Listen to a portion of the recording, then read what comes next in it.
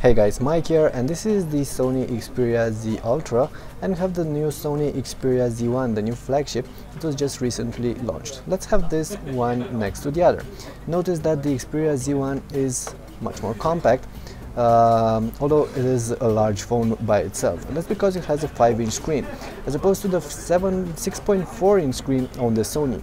Both of them are featuring, of course, Full HD panels with Sony's Triluminous technology and TFT technology, which means that the viewing angles are not great, but overall the screens are looking natural and are vibrant enough, quite bright, so definitely should be okay for everyday use.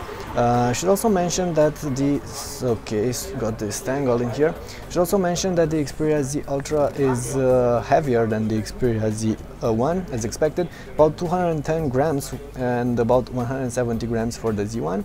However, it is thinner, and you're going to notice this from here easily. In terms of design, both of them are looking pretty much the same. You have glass here on the bottom. This is the white version, but there is a black version available as well. Glass on the front and the screens covering most of the front faces, and metal on the edges with some plastic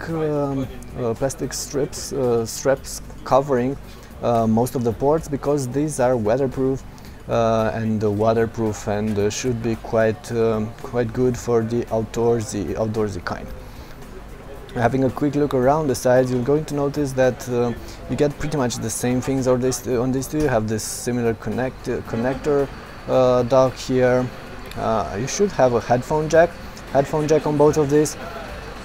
You have power buttons and volume rockers on both of these, but you do get a shutter button on the Xperia Z1, and that's because this one comes with a 20.7 main camera here on the back. It should offer great results, but unfortunately that remains to be seen. This only comes with an 8-megapixel camera, so it's not really meant to be a great camera phone as the Sony Xperia Z1 does.